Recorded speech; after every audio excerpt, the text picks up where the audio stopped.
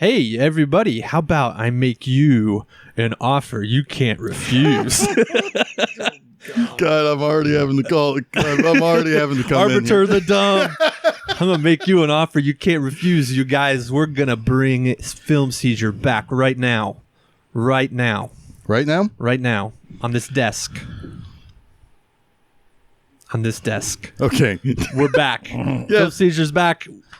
We took a little bit of a summer break. We're now back with weekly, semi-weekly episodes. We haven't talk quite a little figured bit. it all out yet. We'll talk about that a little bit more. We're gonna drop some episodes starting now.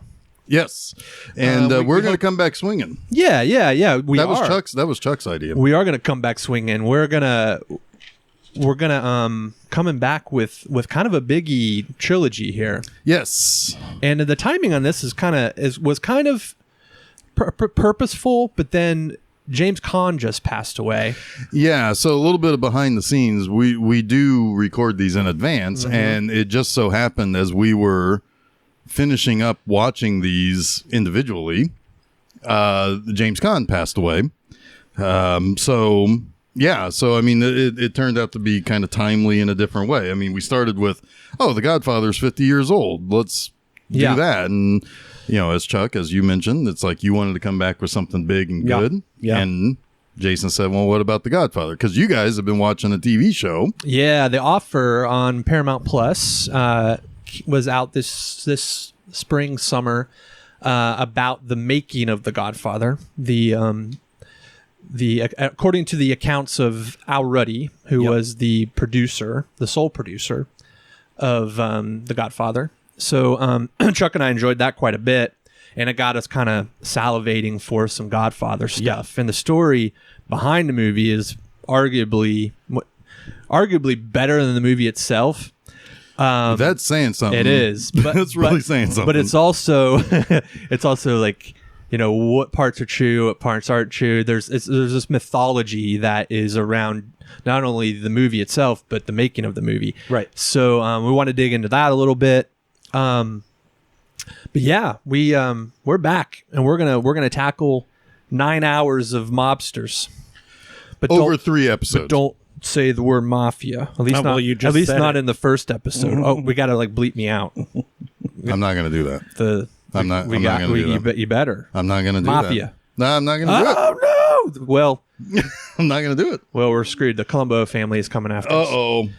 They're coming after us. They're going to shut this podcast down until we remove all mentions of the word mafia and the Cosa Nostra.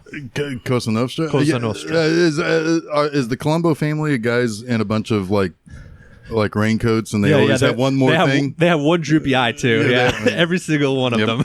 They walk away and then they're like, one other thing, and then they blow you away at that point. Oh, okay. Yeah. Well, I have to go to the can again. I don't want to miss nothing. I think that's Columbo. At least it's Peter Falk. That's good enough. Yeah, it's good enough. It's good enough.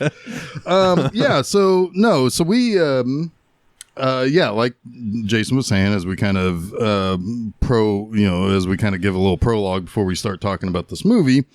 So things are going to be a little bit different with Film Seizure. I mean, we did 225 weekly episodes. Well, that's not exactly true. At the beginning, it was bi-weekly, but over 200 weekly episodes. And we just decided, it's like, well, you know what? We can do some slightly different things. We can talk about the movie slightly differently. We can do things that aren't necessarily single movie related. And if we need an extra week before we release, well, we can always just re-release like what we did over the summer, re-release one of our quote unquote best of episodes. So hopefully you've been enjoying some of those. There's been some really, really good ones. I know there were a couple of times where we had some really serious ones, and then it's like, we better follow that up with like Roadhouse or something. We were very serious on Roadhouse. Oh yeah, serious. Oh, very serious. Very serious. So, but anyway, so we we've got some stuff lined up at least to still continue that weekly thing. you know, and of course there's all the other stuff that goes on too, like Monster Mondays and all of that stuff that kept going. But we are excited to be back. Yes. And let's dig into The Godfather. Yeah. So there's a lot of ways to tackle this. I think maybe a little behind the scenes, a little Tales of Hollyweird might be the best place to start. I don't think it is a stretch to say that there would be no Godfather without a little teeny tiny movie called Love Story. At least not the Godfather that we know on the screen. I think The Godfather was probably always destined to be made into a movie. I don't think it would have been the movie that we have if it weren't for the movie Love Story and the fact that it stayed in control of Paramount. Love Story saved Paramount Pictures. There's just really no way around that. Gulf and Western had purchased Paramount, but they really quickly realized Charles Bluthorn, you know, he kind of bought it because he was kind of he loved Hollywood. He was very into the idea of stars and kind of hobnobbing in that way. But the board of Paramount very quickly realized this could be a money hole. Paramount was literally the last place studio in all of Hollywood. They were really close to bankruptcy. This is a studio that was in the red. They rejected actually several offers to buy the studio lot. It almost became part of the cemetery. Oh wow. That's just adjacent to the studio lot. Yeah, I mean, it was really close. And then Love Story happened. Robert Evans was producing, and they bought the rights to the novel Love Story. Actually, it wasn't even a novel when they had already started making the movie. And Ali MacGraw is the one who brought them the script. So you could even go as far as to say that Ali MacGraw saved Paramount. Like, oh wow. Yeah, it's that like micro level, right? She brought the script. She wanted to star. She had already done a movie for Paramount previously, and they decided, all right, well, we're going to make the movie. They made the movie. There's a whole story about the making of the movie that we don't have time for, but before the movie was out, they also commissioned a novel, and they released the novel. I forget through which publisher, but the publisher originally only wanted like 10,000 copies of it. They insisted on 100,000 or something like that. It was a smash bestseller. And it's the first time, and maybe the only time, that a movie about a movie based on a book came out while the book was number one. Oh wow, the number one bestseller. That's all I say. So this was like a perfect convergence, right? Because the book was a massive hit, and then the movie was an immediate massive hit, and it became the highest grossing movie of all time, and saved the studio. Yeah. So because of Love Story, Paramount essentially got a little bit of a reprieve for a few years, and that allowed The Godfather to be produced at Paramount. Because before Love Story was a smash, Paramount owned the rights to a treatment of a novel, right? Robert Evans read essentially like a treatment of the novel before it was even written. He's like, yes, we will buy the film rights to this if you finish the novel, and we'll make a movie of it. And that money allowed Mario Puzo to actually be able to write the novel. Right. Otherwise, like, he had gambling debts that he had to pay off. He was kind of like he had higher literary aspirations than writing a gangster movie, but he realized it could be commercial, and he had a good idea. So he was able to finish the novel, and the novel became a smash hit. It was a number one bestseller, and Paramount was like, we've got the rights. Fuck yes, we're going to make this into a movie. And they were able to because the studio was still alive. But while the whole thing before Love Story came out, they were also fielding offers from other studios. When Godfather became number one bestseller, they turned down multiple offers. One of them was $1 million to, I want to say MGM, I can't remember. But but Robert Evans was able to convince the studio, the heads of the studio, particularly Charles Bluhdorn, not to sell it. And it's a good thing they didn't. If they had sold it, yes, Godfather would have been a movie, probably not nearly the prestige picture that it became. It would be very unlikely. Yeah. I don't think that someone like Coppola would have been involved. Who knows if Puzo would have been brought on to finish the script? Could he have done it without Coppola? Who knows? Like the spider webs of theories can go, in lots of different directions. It's like this perfect convergence of it landing at Paramount and the producer, the studio head being Robert Evans, and the people around the movie making it happen. Yeah, and a lot of this, as you said, we watched The Offer. So if this stuff interests you, we don't know how true a lot of what is in The Offer is, but it's definitely an interesting and enjoyable ride. Yeah, I mean, at the very least, like anything else that's taken from a true story, they're going to embellish, I'm sure, on some stuff. But there's probably at least, bullet points that are accurate. Yeah, I mean, the story's by Albert S. Ruddy, so it's as truthful as he wants to be, right? Right, exactly. Right. Yeah, exactly. And we'll talk a little bit later about some of the post-production, because that's where a lot of the accounts of Evans, Ruddy, and Coppola start to converge. Or not converge, Diverge. Yes. Yeah. Yes. Yeah. Thank you. So, The Godfather. Yeah. It's this is a movie that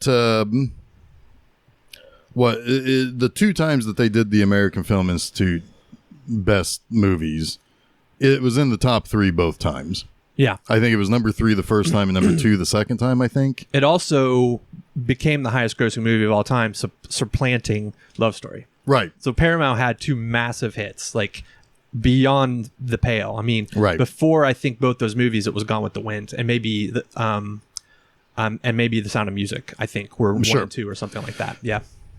The 70s, there was a lot of change in that, because I think after The Godfather, I think The Exorcist took over. Maybe. Or at least got real close. And then, of course, there was Jaws shortly after that. Yeah, Jaws ended up... kind of blowing it all out of the water. Yeah. To say. Smile, you son of a bitch. Right. Yeah. Right. So, and then, of course, Star Wars just after that. Yeah. So, yeah, it's... this is a movie where any good movie is going to be lucky to have more than one extremely memorable scene. This movie has like 6. Yeah. Yeah. You've got the opening scene, which most people think about, with Marlon Brando, getting asked for favors, on the day of his daughter's wedding. You have Michael getting the gun out of the tank and shooting the 2 guys. That's got to be the scene I think of the most. Yeah. You've got Michael's first wife getting blown up. Yep. You've got Sonny getting blown away. Leave the gun, take the cannoli. Leave the gun, take the cannoli. Yep.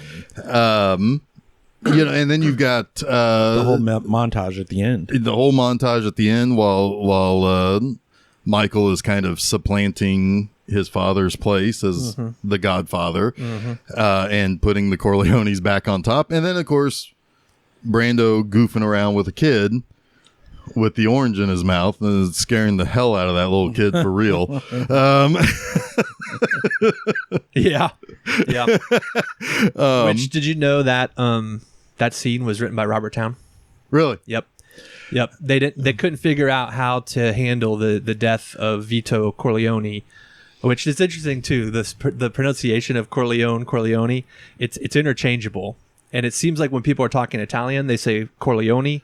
And when they're not speaking Italian, they say Corleone. Well, there's a point in the second movie where all those southern accented senators are talking to, and they're pronouncing Italian names all over the place. One of those guys is Robert Corman, by the way. Nice. Yeah.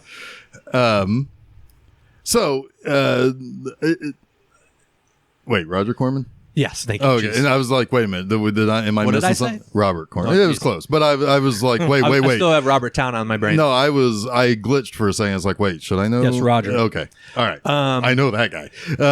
But yeah, they brought in Robert Town to write that. He was like known as a pretty famous script doctor before. He was a punch-up artist. Before he landed big with Chinatown, which man, that's a whole nother one. In some ways, I wish we could do a redux of Chinatown because there's so much more levels to that. Yeah, like a behind-the-scenes Chinatown episode. Would be really fun. Yeah. As it turns out, 74 is a big year for Paramount. Yeah, sure is. I mean, they were just hit after a hit for a while. Yeah. Yep. But then, but yeah, it's like this is a movie that it's kind of funny because it is one of those movies that, like Casablanca and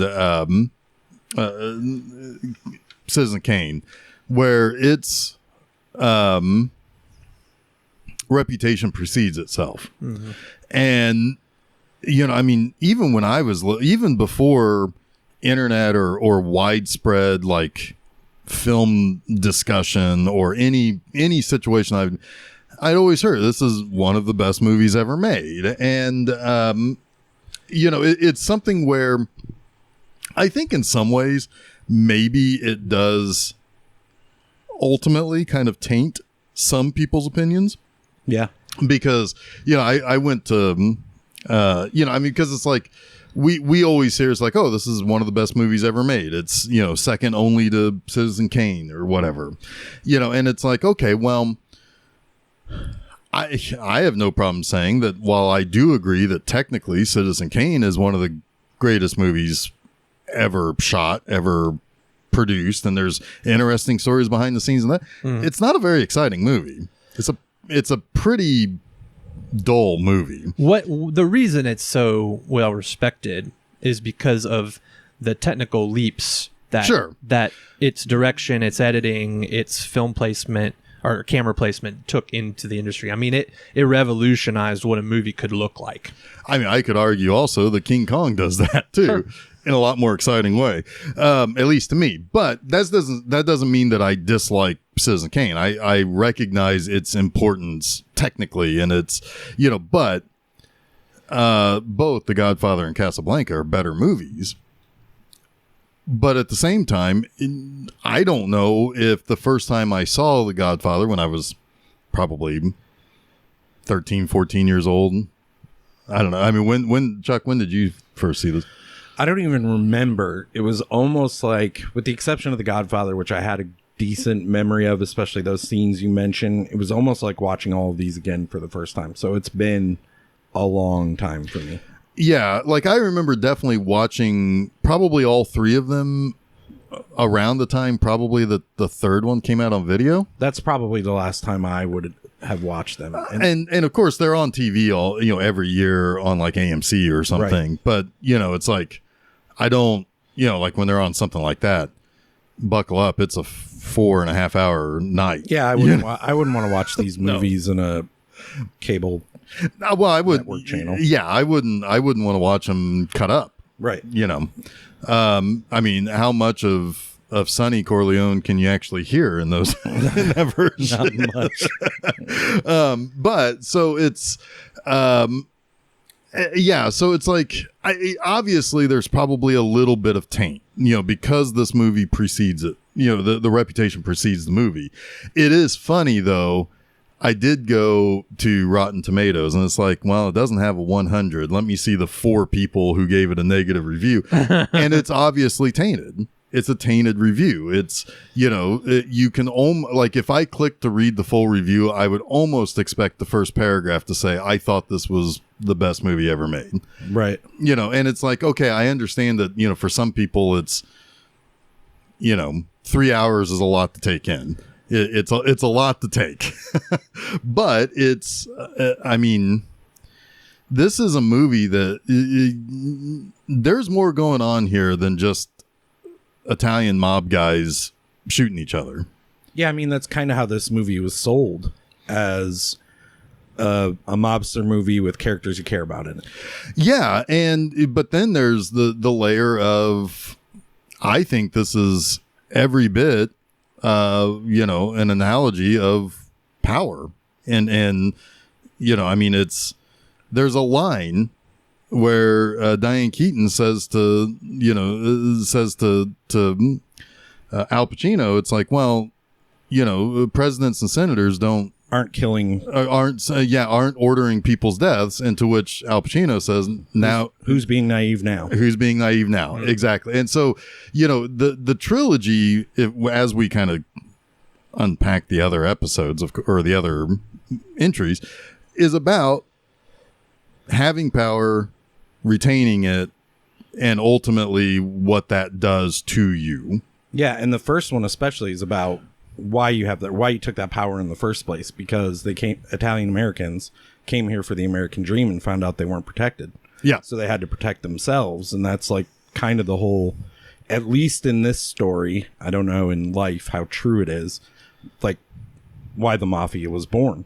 Right. To protect people who were not protected. Well, I mean, extrapolate that out again, that's why the Black Panthers existed. Yeah.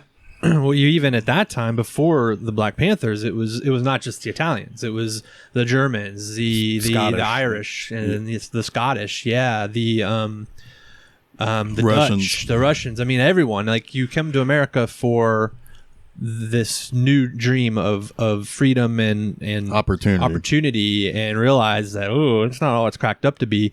We need to stick together.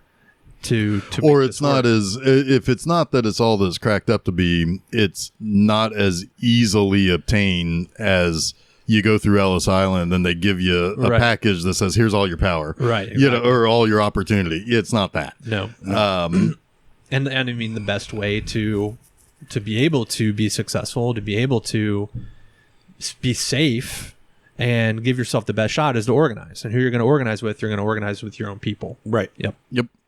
And I think it's also interesting that, I think this movie also kind of taught me that there's a major difference between Italian and Sicilian. Yes. Yeah. They don't necessarily like each other, or at least they don't trust each other. Yeah. I mean, we're talking about defectors here. They left their home country. I don't know how much of that plays into it, but they're from a completely different culture now, as much as they want to say their heritage is the same. Like, yeah. So, Jason. Yes. Chuck and I kind of took over there for a little bit. What you got?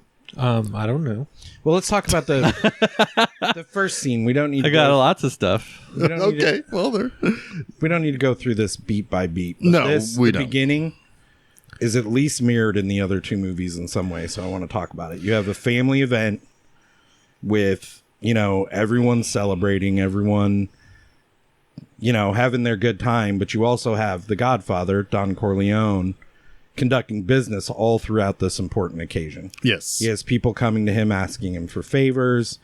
So it's interesting, maybe dichotomy isn't the right word here, but you have a man, at least in Godfather 1 and Godfather 2, men whose sole mission is to protect their families, but they're not involved really in with their family celebration. Right. Which is really kind of interesting. It's business as usual, despite the fact that, everybody wants Marlon Brando to waddle out there and take a fucking picture.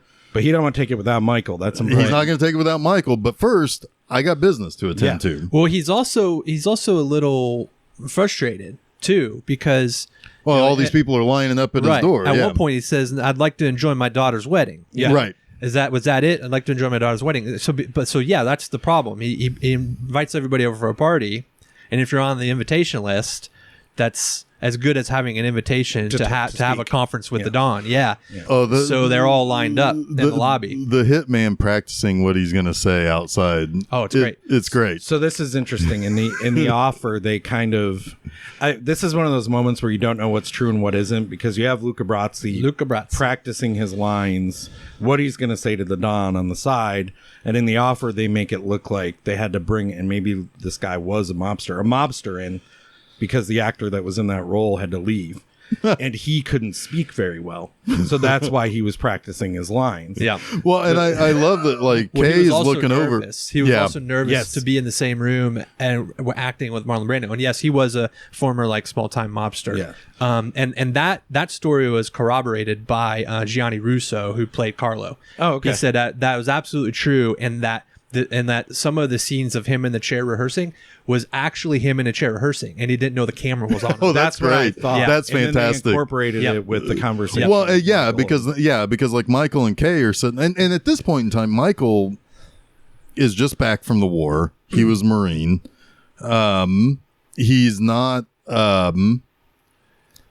really expected to be part of the family business No, his father wants him to be a senator. I think or a he- governor. Yeah, well, Yeah, whatever. it was yeah. senator or governor. That's what I had planned for you. or It's something that whole like I don't know if this is a classic thing, but I'm going to send my boy off. He's not going to be a part of the family, but I want him in a position of power because where I can Right, help, yes. where he can help us. Yeah, it's like you were going to be a governor or a senator. Yeah, Yeah. exactly. Yeah, yeah. Yep. Well, and It's like, thanks, Dad. thanks. right. Not Well, the and- family business. Yeah. you know, we find out at the end of part 2 that I don't think he liked the fact that there was a lot of conversation about what his role was going to be. Oh, 100%. Right. Yeah. You know, so he's kind of stuck. But, you know, here's this confident, good looking guy. He's got he's got Diane Keaton as Kay. That I don't know if they met. I don't know if she was like a nurse or something in the war or whatever. But they met and they're now at the party. And it's kind of, she has one of the biggest arcs Oh, most definitely. because she's kind of an idiot at the beginning. Their relationship actually is probably the best thing of 3. Sure. Or it's best explored in 3, I should say. Not Sure. necessarily the best thing in 3. Yeah, because Andy Garcia is the best thing. Yeah, in we three. can get we'll get to 3 when we get to 3. Right. But their relationship in the first movie is kind of not there. Like, Well, he's aloof and she's naive. I feel like there's a lot that was on the cutting room floor with the two of them. Fair enough. Yeah, because Probably the way it feels in this movie is that she to Michael is what he thought he should be. Yeah. If he was going to lead a normal life, this is the type of woman he needs to. Yeah. he needs to marry. That's the way it looks. in Yeah. the movie because anyway. we find out later he leads a different life in Sicily. 100%. He's very adamant that he is not my family. He's not his family. I won't be what my father Right. is. But he's also very upfront about who his family is. Yeah, he talks. It's like, oh yeah, that's Luca Brasi over there. It's, Yeah. you know, because she's like, what is he doing over there? He's like, oh yeah, he's, you know, he That's the takes care of problems or whatever. Well, says, yeah. he flat out explains what an offer, what it means to make an offer that you can't refuse. Like, Right. He tells her what that means, and that his father. Well, and yeah, Luca Brasi because were Johnny involved in that. Fontaine or whatever his name. It's like, Yeah. yeah, you know, he, you know, Luca Brasi put a gun to his mouth, you know, to his head, and says, you know, either you sign this release contract or your brains are going to be on that. Yep. Contract. It's either your signature or your brains on the contract, Right. basically. Yep. That's the offer. One of the two things will be on the paper. Which is funny because we hear all of these stories and we see some stories play out in part 2 with Vito, with the Yep. Marlon Brando character. But Vito is easily the most reasonable Corleone. Oh, yeah. Well, I want to talk a little bit about how in this movie and in all of the movies, really, that the day-to-day gangster stuff, like the capo and their lieutenants the and all whole that, the it's like- whole tree and But- Abe but I mean- Vigoda as a cop. but I mean, they're all there, but you don't see them. You don't see the in the trenches work. Nope. Right? None of that is in the They movie. just tell you what's going to be done and Right. then they go off and do it. and then they let your imagination assume a lot of it, right? And they let your imagination determine how bad of guys these really are. But it very much stays at the familial level. It's like this family pitted against this family. It's more macro Yeah. gangster than it is micro gangster, right? Right, because you know, I mean, most gangster movies since Goodfellas, I would say, over the last 30 years, it's about let's get a badass going in and blowing away a bunch of other badasses. It's also about like the rise of the gangster, like Right. how do earners earn, and you get a little bit of that in the next movie, but in a surprising way. Right. Yeah. And the but like Right. You brought up, it's like, you got all these characters who, they're going to do some really dirty, they're going to get their hands really dirty. And I think the one guy who is maybe the most subtly scary is Tom Hagen. Oh, I think he's one of my favorites in the series. And the fact that he's in 3 is devastating. Or not in 3 is devastating. But you get his kid. Yeah. You get George Hamilton. He is amazing. And I love that's one character I wish you got a little bit more of a development.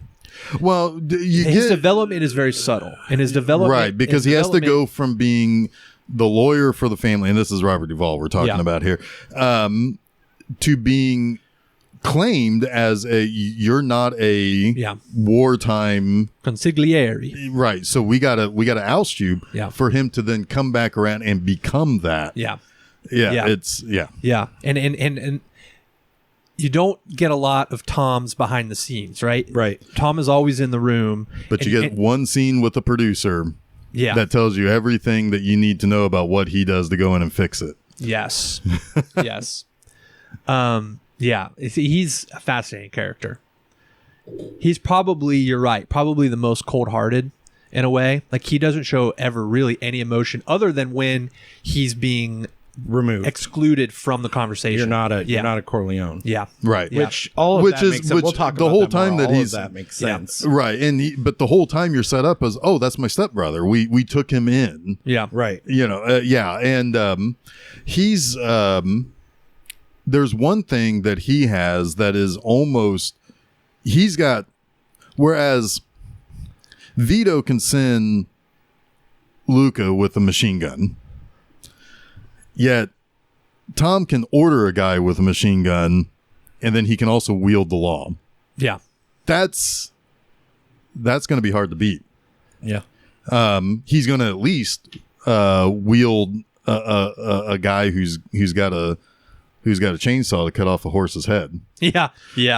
That's he's there's another memorable scene. So it's like 7 or 8 now. I mean, honestly, one of my favorite scenes is when Michael saves his dad's life, saves Vito's life in the hospital by moving the hotel bed and then bringing the baker down to act like a gangster, that looks like they're guarding the entrance, right? And then again, Tom saves their life potentially by showing up with PIs and wielding the law again. Yep. Yeah, because in their favor. It's Tom that in the absence of Vito kind of controls it. Even when Sonny's in charge, Tom is like, no, we need to do it this way, or go stop him. Yeah. Go grab him, bring Sonny back in. Right. And the one time they can't, obviously it's later pretty devastating. And Tom is the one from very early on, even though he's been kidnapped and coerced, who is still advising Sonny that, maybe we need to make this deal to save the family. Right.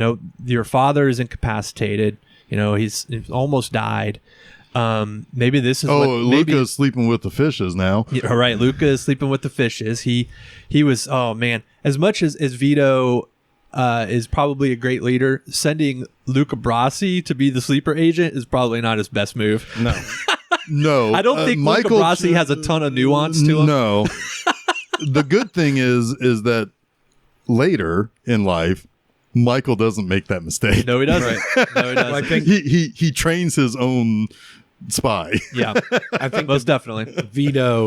Vito underestimated the type of people they were when they sent exactly. Luca Brasi. He's like, these are savages. I'll send my savage because he will appeal to them. And he doesn't realize that times have changed. Yeah, this is really interesting because, for the first 30 minutes of this movie, all we're getting is the strength of the Corleones. Yeah.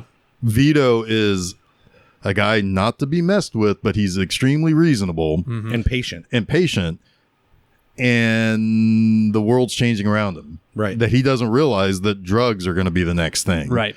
And not controlling protection or whatever. It's going to be selling drugs to the people they don't like. And that's the conflict of the movie. Is Barzini is the crime boss of a rival crime family. he wants to do a drug business. He wants to start selling drugs through Soloso. Right. Yeah. And they need the protection and the influence of Vito's judges and politicians that he has in his pocket. Yeah, that's his true power is that he's totally protected by other legally powerful people. Yeah. Right. Yeah. So Vito's not comfortable with getting into the drug business. So he's like, sorry, I'm out. Barzini doesn't take that very well. So he tries to gun him down. And so it's a war. Yep. So it's like, all right, you're not going to join me. You're out. I'm going to take you out of the picture. So that's what they do. They try to gun him down, shoot him 5 times, I think. Something like that. And he somehow survives. And of course, Sonny. Now there's a power vacuum in the Corleones. Sonny's next in line. Sonny's next in line. Sonny's James Caan, and he is terrifying. Yeah, he's the awesome one Corleone in this movie that I would not want to be friends with. I don't want to be friends with Fredo either. Fuck that guy. Yeah, he's that guy. He's gonna blow up at some point. He's a ticking time bomb in every situation. He's James Caan. I wouldn't want to be friends with James Caan either. He just terrifies me. Didn't we talk about this in the thief episode? I know, we did. If you don't want James Caan going anywhere or beating you up, you got to break his legs. Sure, right. And even then, I don't know. Yeah, you're right. The odds get slightly better in your favor, just slightly. Right. I see him like the fucking Terminator crawling, Yeah. Yeah. He is terrifying. Like even just his natural look and his hair and everything. He's just intense. Menace. Yeah, he's intense, and he wants to strike back. But Michael at least knows. You can't do that. Send me. Yeah. I'll do it. I mean, Michael, assumably, has killed in the war. Oh, yeah. Michael's can do killer. it. Well, Yeah, that's also who they want to have the sit down with because they think that Michael will be more reasonable. Yep. Exactly. They don't want to deal with Sonny. They know Sonny's a hothead. Right.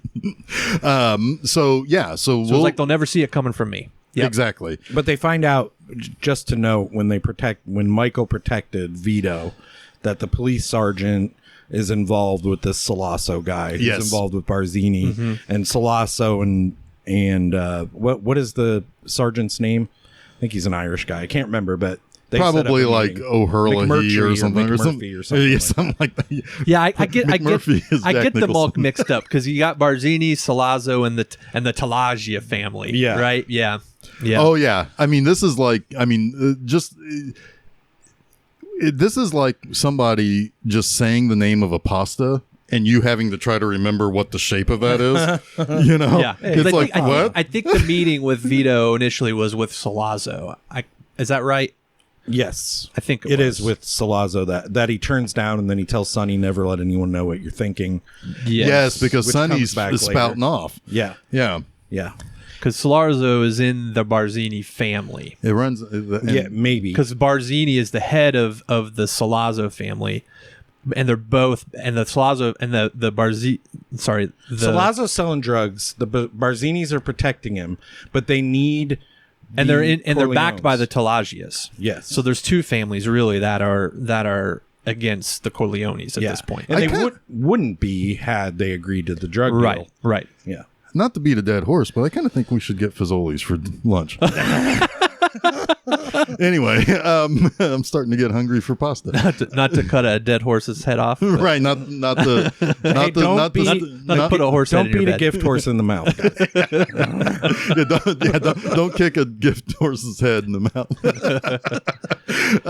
So yeah, it's yeah, and Chuck, you brought up the good thing. It's like that whole never say what you're thinking runs in that guy's family. That side of the family. Right, 100%. exactly. Mm-hmm. Some of those callbacks are fun later, like the Mears and 2 we'll talk about. 3 I was just like, oh my God. Yeah, but we'll talk about that. But he's, anyway. he's Sonny's kid. So. Yeah. He gets smart real fast. Mm-hmm. But anyway, so he so Sonny's like, send me this is, and is it Vagoda that says like he can put the gun in the toy? Is that who that is? Is that who? It's not no, Tessie, it's not. it's the other guy. Yeah, you're right. It's Compraza. I think that's who it is. He's one of the friends with. He's what we find out later, Yeah. and two that he's the guy who throws the guns into his apartment, and say, hey, hold these for a while. Yeah. It's that guy. I think it's Capraza or Capriza. Yeah. Yeah. Yeah. Okay, so then he's like, that's got an old style tank in the John. You'll be able, I can hide something in there. You'll be able to get it. And Michael's like, all right, I'm ready to do this. Don't screw me over. Basically, it's like, you make sure that fucking gun is there. Clemenza. Yeah. But yeah, I do also think that it was Vigoda's character who says he knew about the toilet. Oh, okay. Yeah. So he's like, I'll go and do this. Clemenza. Make sure it's there because I'm going. Right. And I'm going to tell him I'm coming. So he sets it up, and the Michael's playing it pretty cool. He's just sitting there listening to what they want. He's like, I got to go to the bathroom. There's a little moment in the offer that I thought was interesting. I don't know how true this is, but it was in the TV show. I think I know what you're going with here. So there's definitely some tension around the fact, is the gun going to be there? Isn't the gun not going to be there? Right. He's like, the gun better be there. I don't want to be left, holding my balls or whatever. I don't want to hold. I don't want to come out of that bathroom just holding my dick. Yeah, right. He's like, don't worry, it'll be there. It'll be there. So when he goes into the bathroom to retrieve the gun, it's like he's like feeling around for a while. He's in that fucking tank. And there's definitely like a sense of, oh my God, is the gun going to be there or not? Right. And I guess Coppola told one of his crew when they put the gun, to tape the gun behind the tank, to put it in a place that was opposite to where they told Pacino it would be. Oh, nice. Kind of make him panic a little. Yeah. Right. So he would have to like look for it. Yeah, like that. Yeah. Which I think is interesting. Yeah. And whether it's true or not, I don't know. But one of those behind I the could scenes see stories. Coppola doing stuff like that with most of his, like, surprise the actor, get something real out of them. Totally. Yeah. It seems very reasonable that way. Sure. Yeah. It's not like an outlandish Well, idea. because it's like, it's so easy to stick it where he's supposed to think it, and he just grabs it and walks out. Yeah, and there's no there's tension no acting. But it there's could have nothing. also been like, hey, just make a show of it.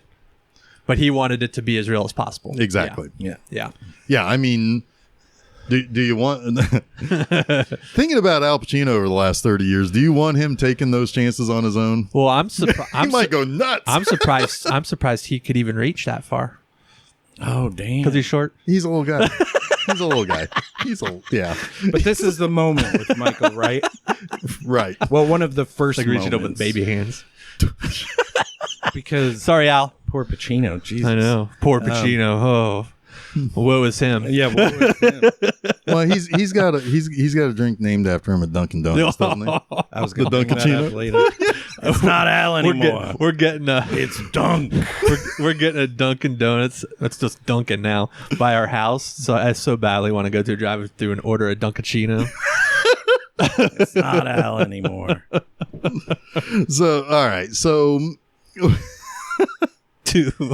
So this is an important moment because Right. Michael, again, has been saying and sticking to the fact that he's not going to be a part of the family. But he agrees to do this to protect his father. But to then protect he has his father to disappear. and right. Yeah. So, like, he's willing to do whatever it takes to protect the family and his father. But he doesn't really want, you're right, he doesn't want to be part of it, but this is still kind of that Sicilian, I got to protect my blood Right. sort of thing. But yeah, he walks out of the bathroom. He sits down. It's really kind of a tense scene. Like, the way that he's acting, I'm like, he's totally giving himself away. How do they not notice that he's super nervous right now? Right. And I think he was supposed to just come out and shoot them, not go and sit down. He was supposed Which to is come like, out, shoot him, drop the gun, and leave. So there's so much anxiety in this Right. scene. Yeah. He screws up a couple of times. Yeah. He doesn't drop the gun right away, and Yeah. he doesn't just shoot right away. Right. But that still sticks like in your memory. Like, he's not a cold-blooded killer. He's not a gangster. Like, he has trepidation about doing this. It's a whole lot different shooting a Nazi in war than it is when someone's actually physically shooting at you back. versus when exactly. when you think it might happen. It's Right. cold-blooded murder. Yeah. Yeah. It's a whole different ball game. Yeah. I was 43 years old when I realized that was Sterling Hayden. as the police chief. Yeah. Fuck if I knew. It's been a long time since I've seen The Godfather, apparently, but that's certainly Hayden. It's like, holy crap. Yeah. Yeah, he's fantastic. He's kind of menacing too. Yeah. Yes, he is. I read something about the effect with the headshot that they did on Hayden. They built up like a fake forehead on top of his forehead with like a hollow center, and they filled that with blood. And then they had a little stopper, like the makeup stopper, so you couldn't see it, smoothed over. And they just had it on a little bit of fishing wire, right? And when he got shot, they just pulled it, and the blood came down. That's pretty clever. Oh, that's clever. Yeah. Pretty simple, practical effect. Yeah. But yeah, Michael didn't put 2 shots in either of their heads either, like he was supposed to. Right. He shoots one guy twice, and he shoots the cop once. Yep. Yeah. And everybody else in that restaurant is like, oh, what the fuck's going on over there? Yeah. And then he just walks out, drops the gun, and then he's off to Sicily. To Sicily. Where he learns a little bit about, well, what his family is. And this is where he starts to get a little more cold and a little more calculating, because he spots a girl that he likes. What's the deal with that one dude who just repeated everything the other guy said? I don't know. It's hilarious. It was. It really was. There was the one guy asking the shopkeep whose daughter and then the guy in the middle is like kind of chuckling and just saying the same thing. Yeah. I bet you those were Italian actors who didn't know American, and they told the one guy, like, just repeat what you hear. Yeah, probably. Right. That's very true. They had to do all that casting in Sicily. That little town. Yeah. That they went in. Yep. So what was Antonia is her name? Apollonia. Right? Apollonia. That's right. Apollonia. Yep. Apollonia is Later on, she's like she's Apollo. hanging out She's with perfect. Prince. Yep. Yeah. Yeah. Uh-huh. That's in the new Power Generation. Not this one. Godfather, the next generation. The Godfather, purple new power- version. The purple. Yeah. Isn't it new Power Generation? Yeah. It is, right? Yeah. Yeah. It is the NPG. So no, so they he basically tells the father, it's like, look, this is who I am, this is what I can promise you, basically. If I didn't mean to disrespect you, I'll marry your daughter. Yeah, that's it. And the guy's like, wow, this guy, he's got his shit together. Well, I think the name is familiar Probably. as well, but I'm not sure. It's not explicitly said, but when he says he's Michael Corleone, I think there's a little bit of... There's also a little bit of a callback to that in 2. Yes. Yeah. Definitely. That's why I think the name is familiar. Probably. Yeah. Because it makes the slumlord shit his pants. I mean, he would have to be known because, this is 30 years or so after Vito left, and he's been About 40 years. and he's been in the olive oil 45 years. business for all that time. Yeah, Well, right. he came back 20 years later. I mean, if you're talking about when he left as a kid, he comes back in his 20s. Right. Right. Yeah. Right. Fair enough. Yep. Yeah. So however long Michael's been born, Well, yeah. because About 20 Michael's like about 20 a year, years. Yeah. Yeah. So, But it's even not knowing what you know, if that happens in 2, it's very reasonable to believe that, yes, he's known. Yes. Right. Sicily. Yes. Yes.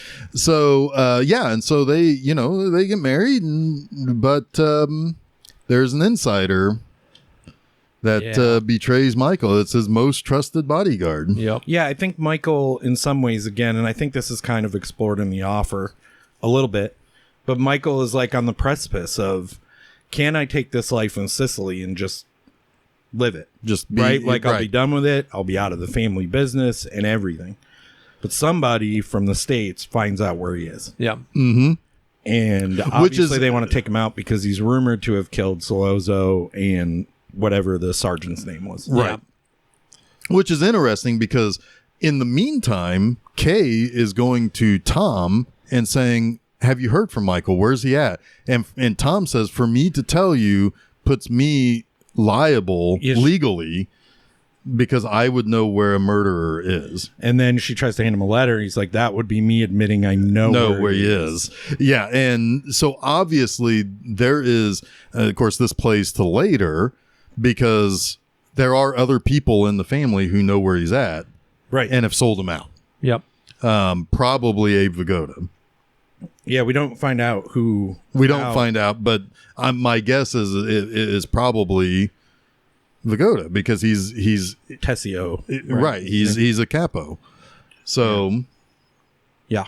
So it's he would be privy to that information, or probably maybe just heard Sonny and Tom talking about it.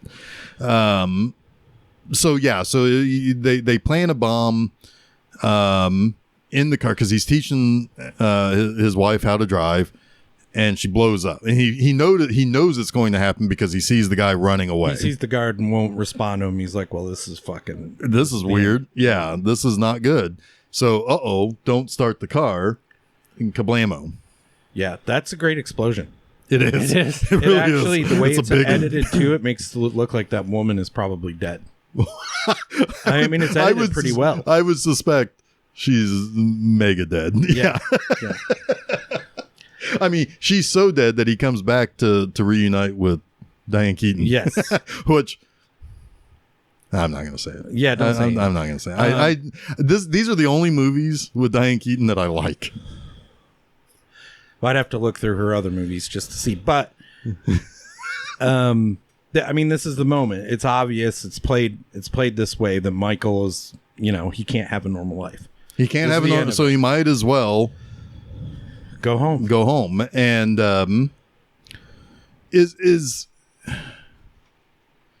when he comes back, is that when Sonny is? When is Sonny killed? A little bit later, little bit later. Okay. Yeah. So yeah, he comes back. Sonny is because we have all that stuff with Carlo, and I actually think it's Carlo that sells. It is. Yes, Michael it is. Out. Well, it's Carlo who sells Sonny out for sure. Yes. Right, because that's why he's dealt with. Yes. Yeah. But yeah, we have this whole thing where Carlo is beating Connie. Yep. And Sonny is pissed about it. Jeez, that's an understatement. Man, maybe Michael isn't home yet. When Sonny bites his fist, it's so good. And, and I also cannot ever not think of Mike Crane because he always bites his fist like that. Cracks me up. But he's not as scary as Sonny. No. I would agree. And just to clear up the Tessio thing, Tessio is who betrays Michael later when he sets up the meeting at the funeral. Okay. So Michael is not home yet. Sonny is dealing with this whole Carlo business, and what it turns out to be is, well, I don't know. When does now I got to figure? Oh no, what are you trying to figure out? When Don Corleone dies, and it's much later. So Sonny tells Carlo, "I'm going to kill you if you ever touch my sister again." Carlo touches his sister again, and Sonny goes after him. Well, what they do is they set up.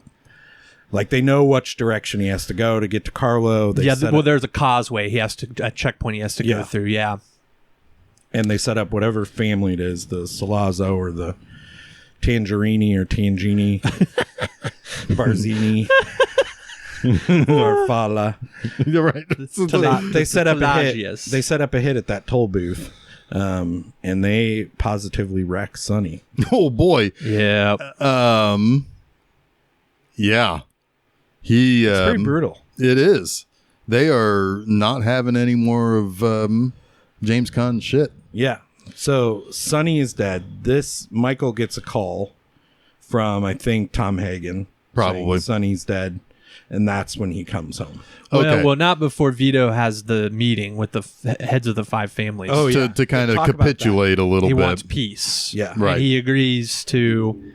He has no choice. That it's voted that he has to give his resources to the family that wants to get into the drug business, and they also vote to allow the drug business as long as they don't deal it in the neighborhoods, in their own neighborhoods. Yeah, and you sell it in Harlem. And is Vito basically what they say. He says, even if a small wind hurts Michael, I know who to blame. Right. Like, yeah. Anything happens to Michael, you're fucking dead. Yep. Right. Yeah. Yep. Hold things off. But it also really shows that the Corleones are fading fast. Yeah. In power. Well, because he has to needed. Well, they're needed, but at the same time, it's like Vito has to capitulate after his son was murdered. by them, by the people in that room. Yeah, he has to come. Yeah, exactly. I mean, he's beaten. Yeah. So they already tried to kill him. Right. If that's not bad enough, they killed his oldest son. Right. Yeah. Yeah. And so Michael takes over, and he is not going to have any of this. Well, that's when he tells Tom he's out, and his father becomes his consigliere, which is awesome. Like their conversations together and strategizing and planning are so good. Because Vito obviously has kind of gotten some of his health back. He's fading, he's deteriorating, but there's enough there. And he knows he's present. And he's starting to lose his memory too, though, because he starts repeating the same directions over and over again to Michael. But he at least has gone through war. Yes, and Michael knows that. Yeah. This gives Tom some plausible deniability too, which is important for your lawyer. Right. He also the key thing that Vito tells Michael is that it's Barzini who killed Sonny, because that's what he susses out at the meeting. Yes. By the way, by the way they were talking to each other. He's like, it's Barzini who killed your brother, and that Barzini is going to want to make a meeting with you, and at that meeting he's going to kill you. Yep. That's like everything Michael needs at that point. And it's not long after where Vito does indeed die. Kind of a famous scene with the orange and stumbling through the garden. Yeah. Oh, the kid probably killed him with that bug spray. He's just spraying him down pretty good. Whatever it is. Yeah. I think that was like a pesticide. Yeah, That was a hit. Was that a hit? Yes, I think it might have been. Somebody got to that kid. That's Anthony, right? Little Anthony. Yeah. Little Anthony. But then at the funeral, Barzini, wasn't it at the funeral? Oh yeah, no, it is because they send Vagoda over. Yeah, it's like and Barzini he's like, wants to do I already know what's up, Tom. Yep. That's him. Yep. Yeah. Yep. It's like, so, all right. Well, yeah. So whoever I'm not sets going to the go. meeting is whoever backs exactly. Yep. That's the traitor. Yeah. That's the traitor. Yep. I'm going to go stand as Godfather to Connie's kid, and then that's when everything is going to go down. Yep. Yeah. So, Mike, this is a bookend, kind of the beginning of the movie. Another family event is happening, and obviously business dealings are going down too, but they're a little hairier than the earlier. Right. Well, and Al Pacino's expression is chilling. Yeah. Because he does not. I mean, he's saying all the stuff that you say at a baptism. You know, it's like, I renounce the devil, while somebody's kicking a door in and fucking gunning a guy down that he ordered. Yeah. He is stone-faced. Well, he looks proud, and you don't know if he looks proud of being this boy's godfather, or I if he's do not proud think of that's what being that the is. Godfather. I think he's proud of restoring the Corleones. Yeah. Yes. And I love too that that's just a genius piece of editing. Right. That juxtaposition, that rise to power, that silent strength in that scene that he is wielding while his lieutenants and capos are out dispatching the heads of the five families. I mean, he's not just taking one person out. He's taking them he's all consolidating all of the power. Yep. Yeah. It's and pretty, that starts to weigh heavily by the end of the next part. Yeah. But no, he is. I mean, he's more than what his father was at this point. Well, yeah, I mean, he is willing to break the peace, where his father was not willing to break the peace. Well, he doesn't just break the peace. He kills the war before it can start. In ways. Yeah, absolutely. Because he's cutting the heads off of those who are willing to go to war. And one of the important people, well, even those maybe not willing to go to war, because he kills Mo Green because he won't give them the hotels in Vegas either. Well, Mo Green also slapped around Fredo. Yeah, that's in part 2 though, right? No, it's in this one. Mo Green is one of the hits. Because he sends Fredo to Vegas. The aftermath is you're right. The aftermath is in part 2. Yes, that's correct. Yeah, he does. So he kills Mo Green. He sends Carlo, because they're going to go on a family vacation. He's like, Carla, I need you for something. Why don't you go home? I'll meet you there. And Carla's like, oh, fuck. Right. Abe Vigoda gets surrounded and he's like, oh, come on, Mikey. It's like, what are you doing here? It's like, no. Yeah, you did this. You did it. You made your move. Now you reap what you sow, buddy. Yep. So this is kind of... That's another... Tom does that exactly in part 2. You made your move, and in the old days of Rome... Yeah. Oh, God, he tells the guy to kill himself. Yeah. Anyway, we'll get to that. Come back next week for that one. Yeah, so I want to bring this up because it's another kind of mirror moment in the second one. In this movie, Michael exacts swift and vengeful justice. Wow, that's hard to get out. That is hard to say, Chuck. Swift. I'm glad you said it, not me. Vengeful justice. Because these are his enemies, right? So there's it's calculated, it's emotionless, as shown when he's at his godson's, whatever you call that. Baptism. Thank you. Sorry, I'm not Catholic. Not either. In the next movie, it's completely different. It's a similar situation, but it's completely different and kind of a mirror of this one. It's pretty interesting. Yeah. But yeah, he kills basically anyone that can get in his way or anyone that can hurt him. Yep. And he becomes the very thing that he swore to Kay he wouldn't become.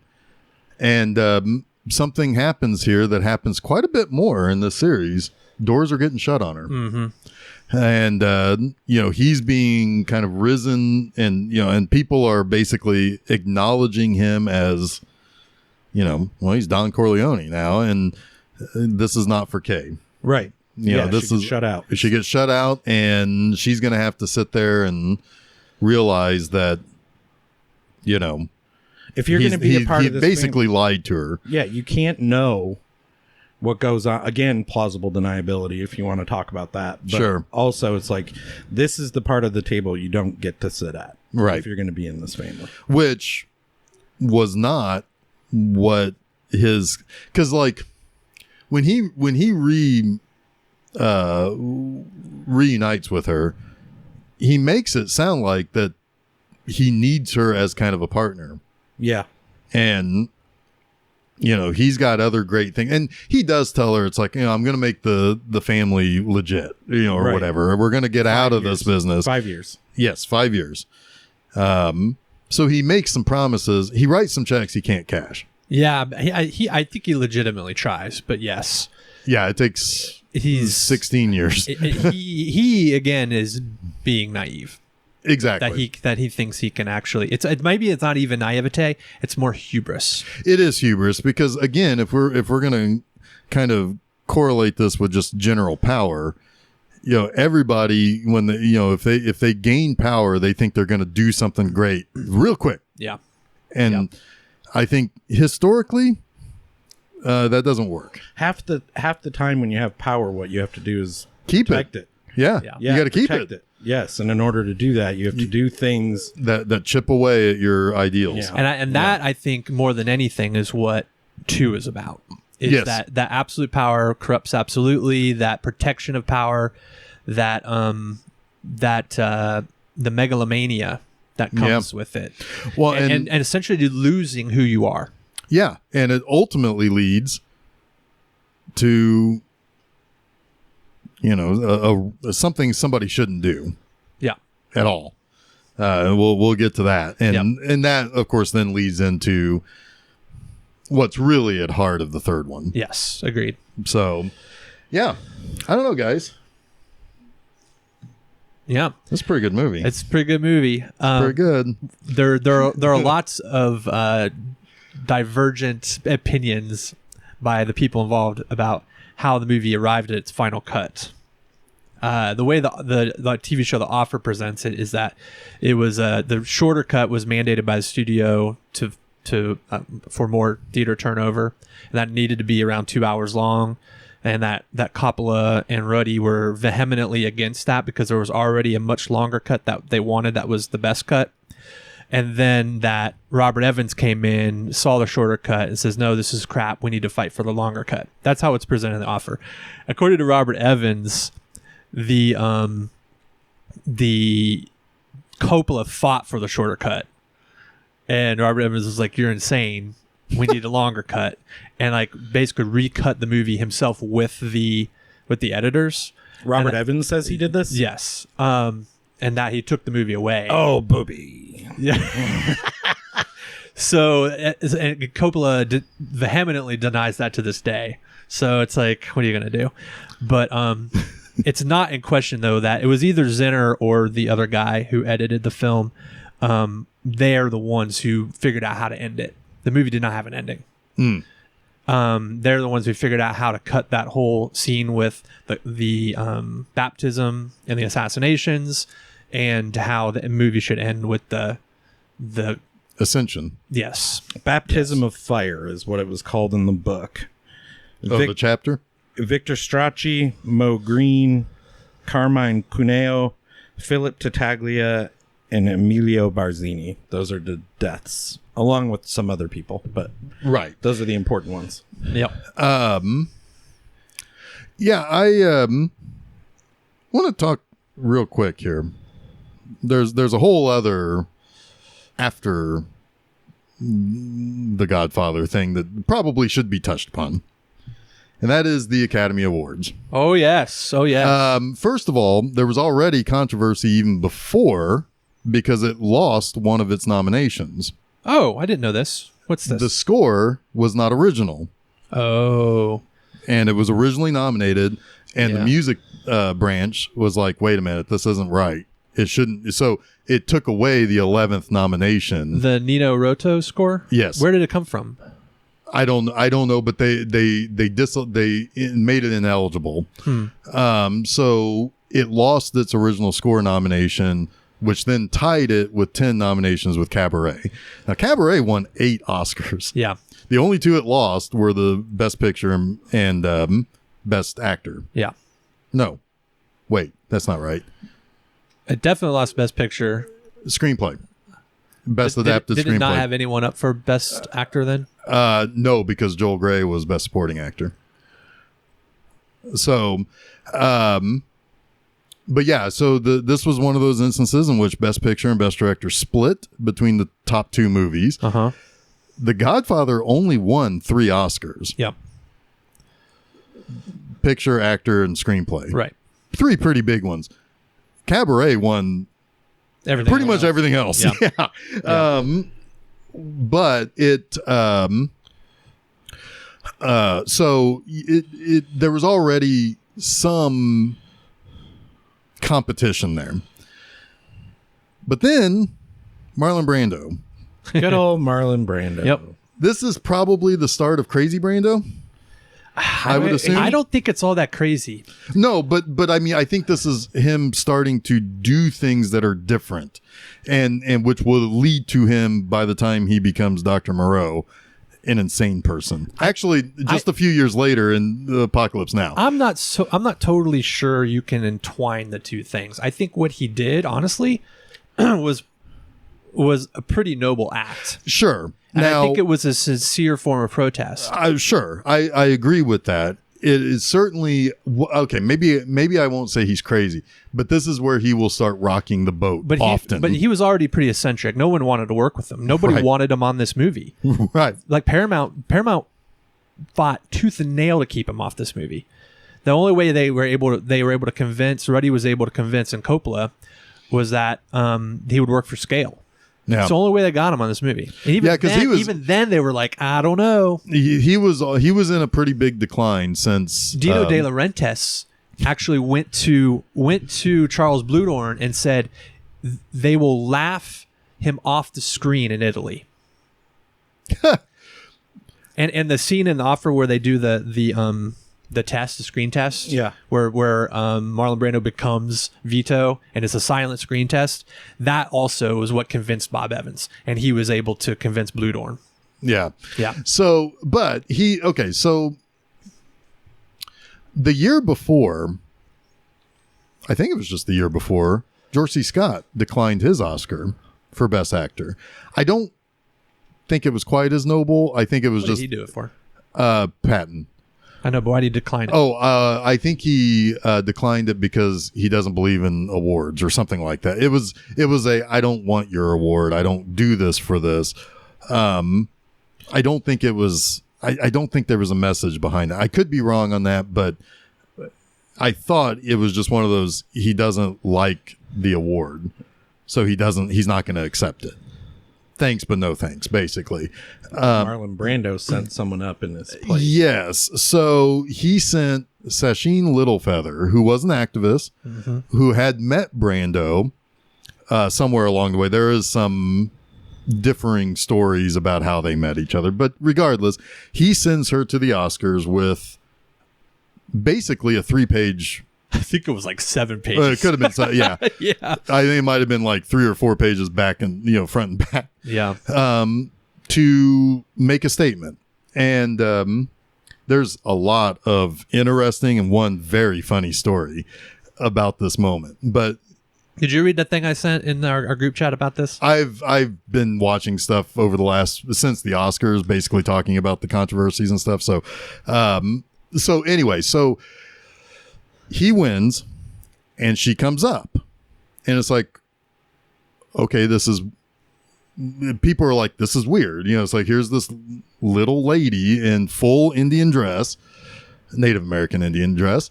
And she walks up, Roger Moore is about to hand her the Oscar and she pushes it off, which I think is actually really important in this. I think if she touches that award, it becomes Brando's. It's been accepted. It's been accepted.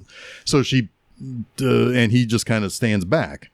Now, the really funny story is that he went to the parties with the Oscar and kept the Oscar until the next day when the Academy came for it at his house or at wherever he was staying in LA. So he was acting like he won an Oscar. That's pretty funny. I also know that, I don't know if this was funny, but John Wayne blew a fucking gasket. Yes, he did. So she is, Michael Caine took a little bit of exception to how this plays out because he felt Brando should have made his own statement. Because he basically felt that he put Littlefeather in the crosshairs of incredible abuse. I mean, booze. Yeah.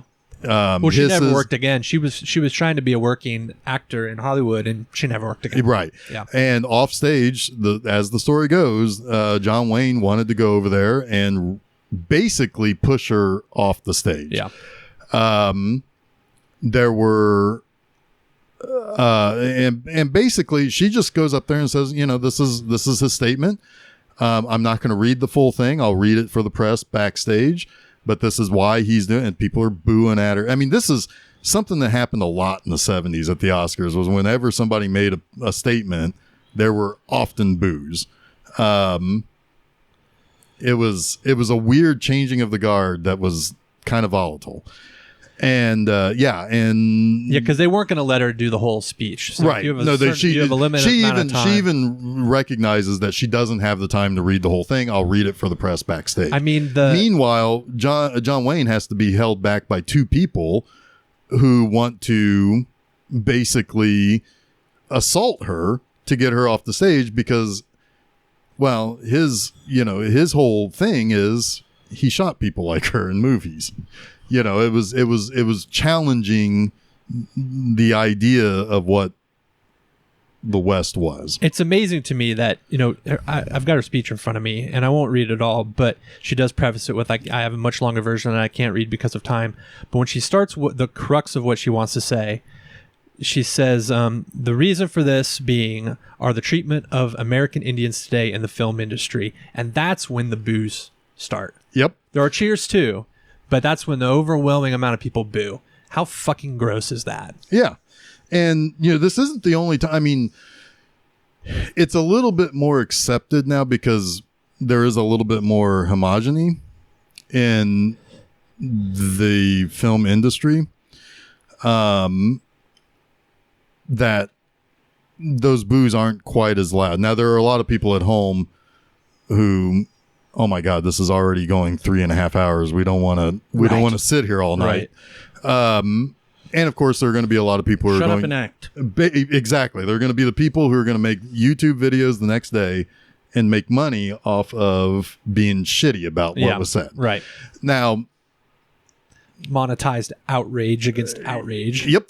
That sounds like lucrative outrage. business, though. It is. It is very lucrative. Yeah. Grossly so. Yeah. Anyway, and not gross by big, gross by blah. Anyway, so what's even weirder is some of the things that happen at the award show afterwards. People kind of making fun of what she says. Yep. One person basically saying it's like, well, for my, basically, standing up for white cowboys, and Clint Eastwood was one of those people. Yep. This is all a microcosm of America, basically. Exactly. And well, it's no it surprise that like it was the fucking conservatives. I mean, Eastwood to this day, raging right-wing conservative. Sorry to get political here on our platform, but John Wayne was no